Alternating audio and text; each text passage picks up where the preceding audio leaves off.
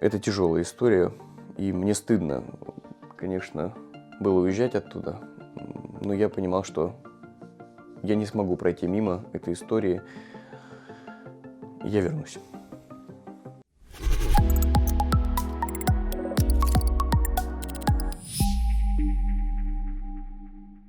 Нужно объяснить, наверное, ситуацию с самого начала.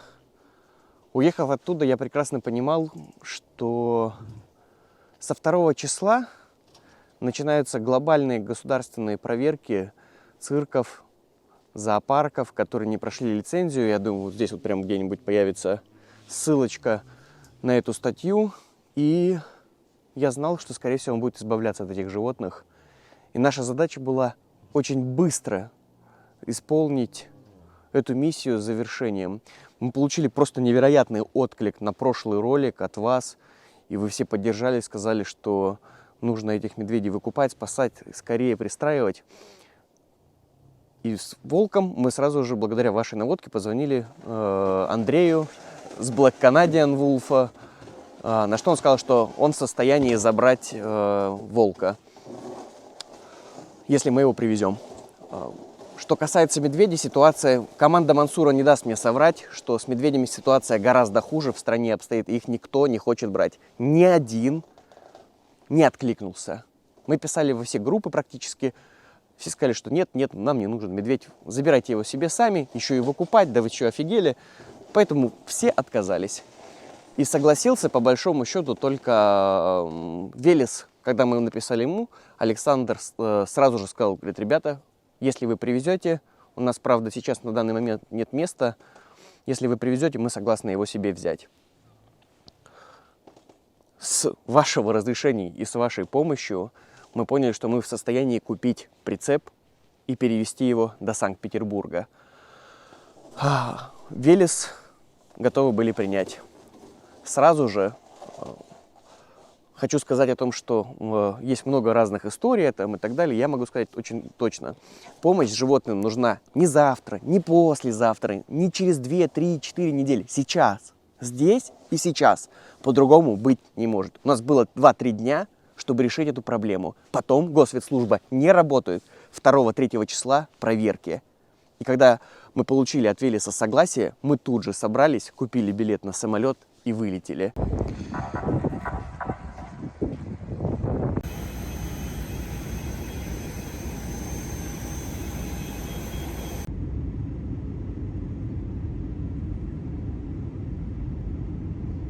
С деньгами на выкуп прицепа, дорога.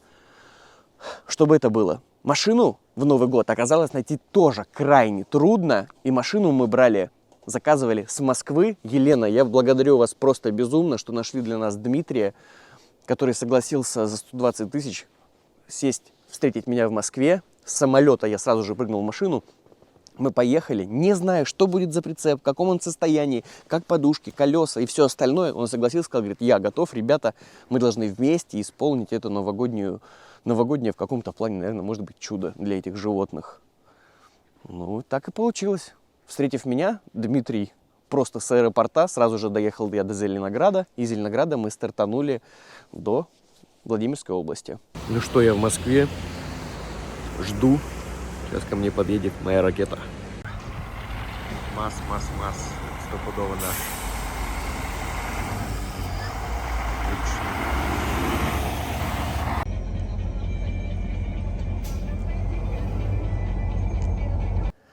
По приезду туда мы сразу поняли, что снимать нам не дадут. Я прошу прощения, что в этом ролике будет очень мало животных и опять больше рассказа, но нам не давали снимать.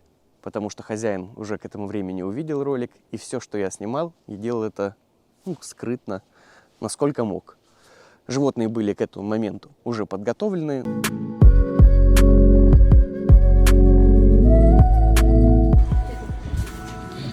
Пришлось заезжать за быстросъемами. Значит, прицеп не подбить было. Что я не взял комплекты. Почти готово. Машины греются.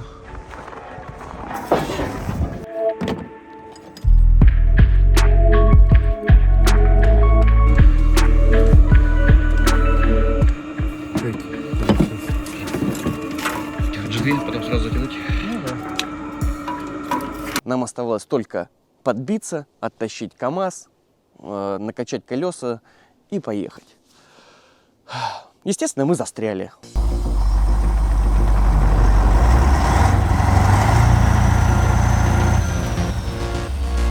Застряли немного.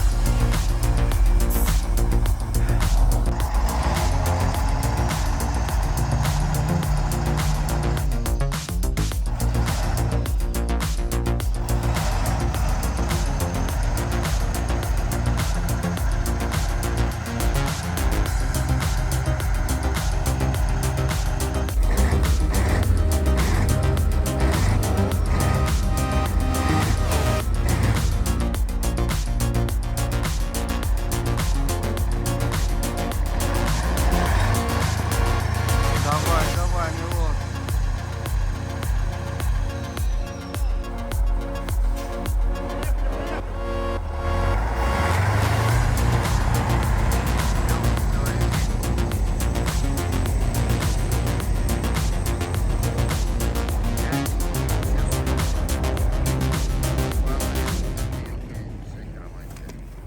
Ну, 4 часа трудов, откапывания.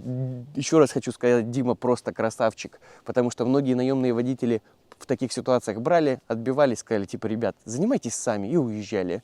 Но Дима просто боролся на протяжении всего пути, говорил, Диман, это не самое страшное, мы справимся, все нормально. То есть он максимально и меня поддерживал, я понимал, что он большой красавчик, что поехал в Новый год. Причем при мне ему звонили куча других водителей с заказами, что есть такие заказы, кто хочет исполнить, и все в Новый год, все хотят Новый год отмечать дома. В принципе, мы сразу поняли, что на Новый год мы, наверное, домой не успеем. Так и получилось. Что нас ждало по дороге? Фу-ху-ху-ху-ху. Полдела. Этап 43. Гоним, пытаемся подняться в горку без разгона. Фу! Давай, Мило. Цель и задача не было снимать, а максимально быстро доехать. Ведь расстояние всего лишь 1000 километров, хорошая трасса, животных мы запаковали, помещение там не отапливалось, и наша задача была, пока достаточно не холодная погода, максимально в один темп доехать. Вот эта штука называется Платон. Вот она загорелась красным. Буковка R, это значит, что на ней закончились деньги.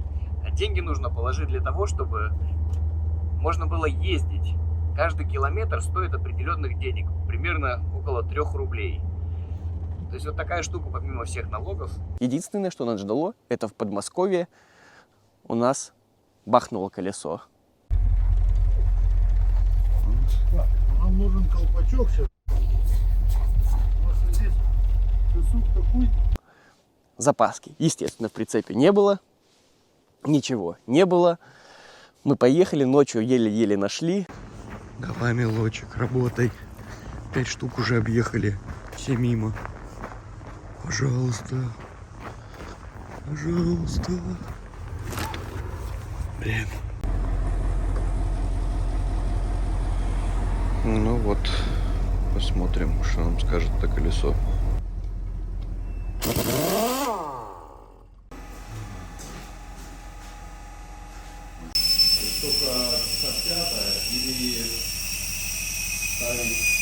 Отыскали колесо, купили неподходящее, взрывали его, чтобы оно подошло.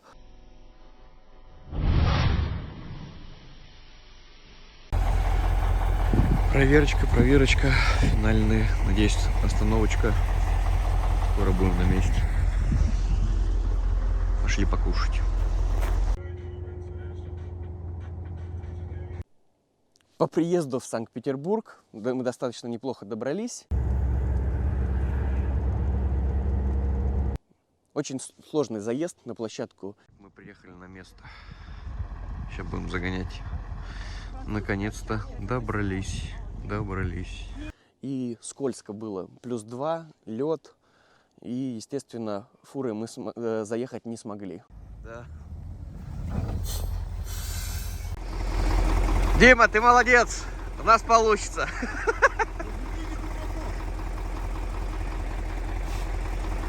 Все как обычно.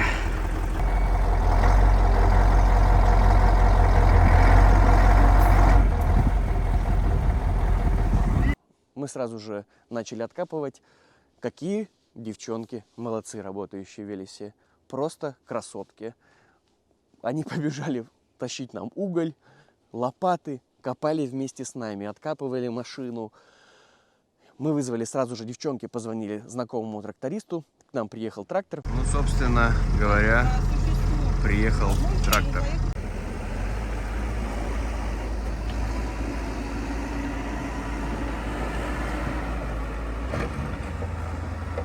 Мы это все дело откопали, засыпали и загнали прицеп.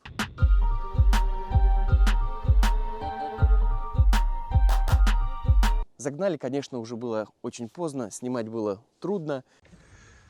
Так, мы прибыли. Прибыли. Все на месте. Мишки маленькие мишки. И в этот же момент приехал как раз Андрей с волками. Тупой же.